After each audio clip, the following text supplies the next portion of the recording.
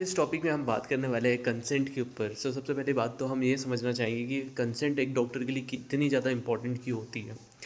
सबसे पहले तो अगर हम बात करें, लेट्स से कि मेरे हॉस्पिटल में कोई पेशेंट आता है, पेशेंट से मैंने कोई कंसेंट नहीं ली है ना, और मैंने उसकी सर्जरी परफॉर्म कर दी, तो आईपीसी सेक्शन 351 आई थिंक, उसको चेक कर लेना, जो भी होता है आईपीसी का सेक्शन होता है, उसके अंडर क्या होता है कि एक धारा लिखी हुई है कि अगर मैं किसी एक्यूज़ को बिना कंसेंट के, है ना, अगर मैं किसी पेशेंट को बिना कंसेंट के ट्रीट कर देता हूँ और वो मेरे ऊपर असॉल्ट का केस लगा देता है, तो मैं गिल्टी होऊंगा और मुझे सज़ा हो सकती है।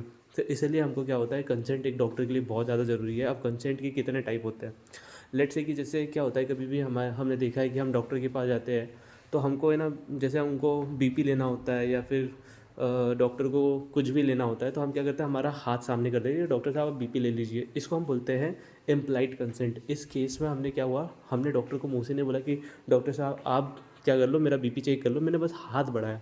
तो ये मेरा एक बिहेवियर या फिर मेरे व्यवहार के थ्रू मैंने हाथ बढ़ाया और मैंने एक कंसेंट दी। तो इसको हम बोलते हैं, इस टाइप की कंसेंट को इम्प्लाइड कंसेंट। क्या ये लीगल है? हाँ, इंडिया में लीगल है। सेकंड होती है हमारे पास ओरल कंसेंट, कि डॉक्टर हमसे मुंह से पूछेगा कि नहीं, हम चाहते हैं आपका बीपी लेना, तो मैं बोला डॉक्टर साहब आप ले लीजिए, this is the oral consent. उसके बाद होता है रिटन कंसेंट। अगर हमारे पास कोई भी हम सर्जरी परफॉर्म कर रहे हैं, तो हम क्या करते हैं कि रटस वहाँ पे सब कुछ लिखा होता है कि आपकी सर्जरी जो हो रही है हम परफॉर्म करने वाले हैं, आप लिख लो। लेकिन इन सारे कंसेंट में जो सबसे बड़ा और सबसे इंपॉर्टेंट पार्ट होता है, that is the informed consent. Means ये होता है कि जो भी कंसेंट हम लेने वाले हैं, हम पेशेंट को सब कुछ बताएं कि नहीं, जो भी चीज़ें हम परफॉर्म करने वाले, जो भी सर्जरी हम परफॉर्म करने वाले हैं, उसकी प्रोग्नोसिस क्या हो सकती है, उसका नुकसान क्या हो सकता है, उसके फ़ायदे क्या क्या है, वो सारी चीज़ें हम उसको बताएं, उसके बाद ही हम कंसेंट को साइन करें, दैट इज़ लीगल। इसके बाद होता है हमारे पास एक टाइप का consent, that is called the blanket consent. Means let's say कि मैं किसी हॉस्पिटल में जा रहा हूँ, वो हॉस्पिटल के बाहर ही मेरे से बोलते हैं कि ये सारी कंसेंट आप साइन कर दीजिए, तो वहाँ पे मेरी सब, यानी कि मैंने सारी चीज़ के लिए कंसेंट कर दिया। इसके बाद डॉक्टर मेरे साथ जो करना चाहे वो कर सकता है।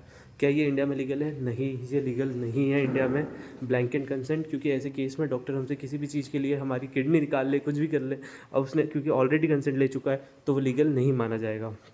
इसके बाद हमारे पास ये होता है कि कंसेंट इंपॉर्टेंट क्यों होता है, मैंने ऑलरेडी बताया कि पेशेंट हम पे केस ठोक सकता है, इसलिए हम पहले से ही कंसेंट ले लें। तो क्या पेशेंट हर केस में हम पे केस ठोक सकता है?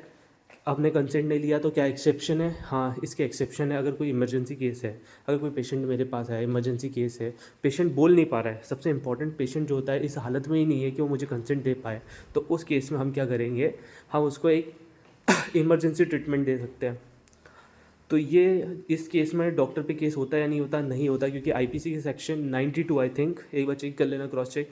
तो 92 आईपीसी सेक्शन के अकॉर्डिंग वहाँ पे लिखा हुआ है कि अगर मैं किसी पेशेंट को लाइफ सेविंग ट्रीटमेंट दे रहा हूँ, और सबसे इंपॉर्टेंट चीज़, उस कंडीशन में पेशेंट जो हो रहा है वो कॉन्शियस नहीं है, वो मुझे कंसेंट नहीं दे सकता, उसके रिलेटिव भी वहाँ पे प्रेजेंट नहीं है, और हो सकता है मैं उसको अगर इमरजेंसी ट्रीटमेंट ना दूँ तो वो मर जाए। तो इस कंडीशन में, या फिर वो बहुत सीवियर केसेस में चले जाए, तो इस केस में मैं उसको जो होता है बिना कंसेंट के ट्रीटमेंट दे सकता हूँ। लेकिन वो ट्रीटमेंट जो होना चाहिए लाइफ सेविंग होना चाहिए।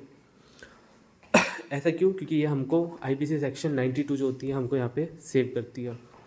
अब क्या, पेशेंट मरने वाला है लेकिन वो बोल रहा है, लेकिन वो बोलने की हालत में है कि नहीं डॉक्टर साहब, वो पूरे होशो आवास में बोल रहा है, डॉक्टर साहब मुझे नहीं, मैं कंसेंट आपको नहीं दे रहा हूँ, चाहे उसकी कंडीशन कितनी भी बेकार हो, आप उसका ट्रीटमेंट नहीं कर सकते, क्योंकि वो होशो आवास में था, उसने आपको कंसेंट नहीं दी है। तो कंसेंट बहुत ज़्यादा इंपॉर्टेंट होती है। तो दो चीज़ है, पहले तो इमरजेंसी केस होना चाहिए, उसको लाइफ सेविंग ट्रीटमेंट मिलना चाहिए। सेकेंड हमारे पास ये है कि हम जब कंसेंट दे रहे हैं, तो ये पेशेंट का कंसेंट बहुत ज़्यादा ज़रूरी है।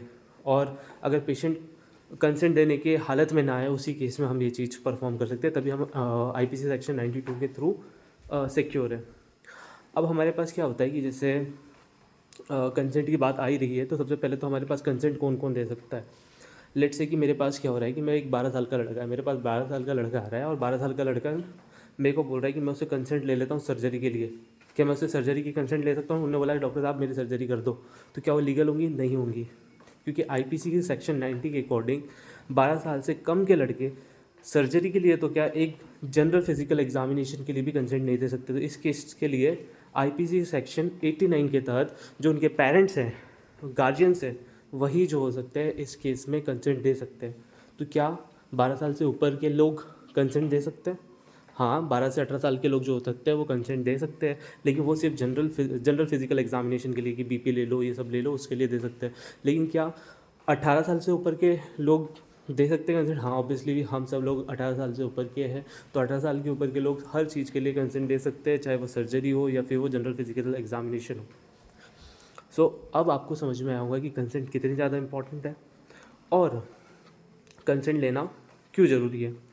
अब सबसे पहले हमारे पास क्या होती है, जब हम इन्फॉर्म्ड कंसेंट के बारे में बात कर रहे थे तो वहाँ पे एक और चीज़ आती है ना, लामा, है ना, लीव अगेंस्ट मेडिकल एडवाइस। मतलब ऐसा मान लो कि कोई पेशेंट है, मैंने उसको बोला कि मैंने उसको इन्फॉर्म कंसेंट कर दिया कि नहीं हम आपको जो हो रहा है ना, पहले हमने इन्फॉर्म कंसेंट के बारे में बात की कि नहीं आपको जब हम ट्रीट करेंगे तो इस ट्रीटमेंट के ये नुकसान है, ये फ़ायदे हैं, फिर वो डिसाइड करेंगे कि उसको कंसेंट देना है या नहीं देना है ना।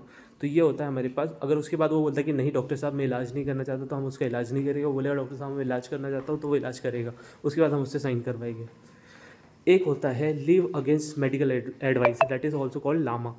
अब इस केस में क्या हो रहा है कि जैसे कोई पेशेंट है मेरा हॉस्पिटल में, वो बहुत सीवियर केस में है, अगर उसने ट्रीटमेंट नहीं लिया तो वो मर सकता है। तो इस केस में वो बोल रहा है डॉक्टर साहब मैं इलाज नहीं करवाना चाहता, तो तुमने क्या बोला, ठीक है तुम इलाज नहीं करना चाहते तो तुम चले जाओ। लेकिन इस केस में भी वो हम पे केस ठोक सकता है। इसके लिए हमको एक रिटन यानी कि कंसेंट लेना होगा कि नहीं मैं डॉक्टर प्रशांत सूर्यवंशी ने उसे बताया कि अगर वो ट्रीटमेंट नहीं लेगा तो वो मर सकता है, उसके ये कॉम्प्लिकेशंस हो सकते हैं, उसके बाद भी आप यहाँ से जाना चाहते हो। तो फिर उसने क्या किया, साइन कर दिया। इसके बाद हम इसको क्या मानेंगे, लीगल मानेंगे कि अब वो हम पे केस नहीं ठोक सकता। This is called the leave against medical advice, LAMA. So thank you friends, I think आपको कंसेप्ट समझ में आया ना आया आई डोंट नो, बट एक रिवीजन तो ज़रूर हुआ होगा। लास्ट में जब ये पूरे टॉपिक कंप्लीट हो जाएंगे तो मैं आपको बहुत अच्छे से पीपीटीज के थ्रू, एनिमेशन के थ्रू पढ़ाऊँगा ज़रूर। Thank you.